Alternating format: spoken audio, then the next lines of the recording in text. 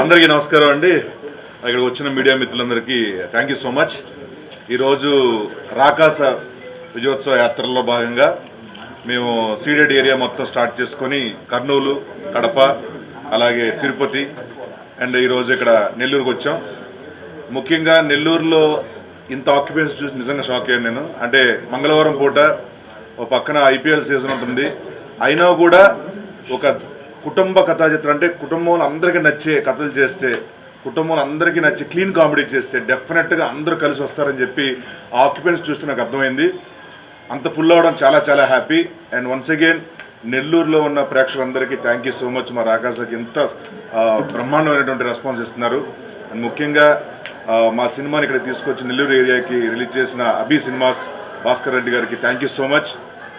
ఇంకొకసారి ఏంటంటే చందమామలు మళ్ళీ చెప్తాను, చందమామ లాంటి కథలు మనకి ఈ జనరేషన్ పిల్లలకి చెప్తే ఎంతవరకు ఎక్కించుకుంటారు, ఎంతవరకు వింటారు, ఎంతవరకు అప్పించుకుంటారో తెలియదు. బట్ చందమామ లాంటి కథలు చేసి దానికి మంచి కామెడీ ఆపాదించి నీట్గా చేస్తే మాత్రం డెఫినెట్గా థియేటర్ రెస్పాన్స్ ఎలా ఉంటుందని చెప్పి మరొకసారి తెలుగు ప్రేక్షకులు మంచి సినిమాల పట్ల తమ ప్రేమను మరొకసారి వ్యక్తం చేశారు. And thank you so much.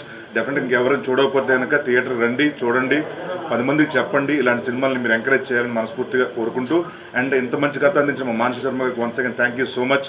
And ఇలాంటి కథ నిర్మించిన మా ప్రొడ్యూసర్ నిహార్ కొనిదల గారికి, అండ్ ఇంత గ్రాండ్ సక్సెస్ కొట్టిన మా హీరో సంగీత్ గారికి, నైన్ సార్ గారికి, అండ్ ఇతర నటీనటులకి అనే సాంకేతిక వర్గానికి మనస్ఫూర్తిగా కృతజ్ఞతలు తెలుపుకుంటూ thank you so much. Thank you Nellore. మా వెనకాల ఇప్పుడు నిలబడుతున్న మా గెటెస్ట్ గారికి థ్యాంక్ యూ.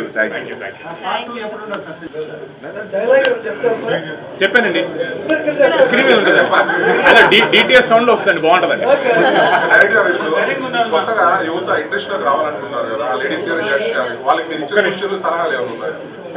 ఒకటేనండి, డైరెక్టర్ అవ్వడం అంత ఈజీ అయితే కాదు. మనం చూస్తున్నాం కోట్ల మందిలో ఒకరిలో ఇద్దరు ఉంటున్నారు. సో ఎప్పుడైతే ఆ డ్రీమ్ స్టార్ట్ అయిందో డైరెక్టర్ అవ్వాలని, దాన్ని వదిలేకుండా పట్టుకొని అట్లా ఫాలో అయితే చాలండి.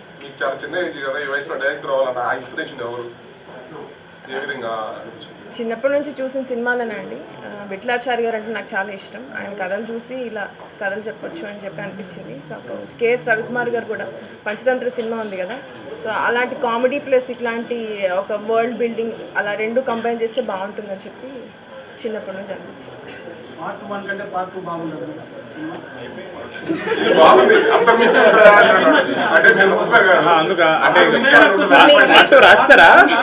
మీకు పార్ట్ 1 నచ్చిందా? మీ ఫ్యామిలీ అందరు చూసారా? అయ్యో, అయితే ఖచ్చితంగా ఫ్యామిలీస్ని తీసుకెళ్ళాలి. పార్ట్ 2 ఇంకా బాగుంటుందండి. Yes, of course. మీరు ఇచ్చిన ఎంకరేజ్మెంట్ ఇంకా బెటర్గా చేస్తాం పార్ట్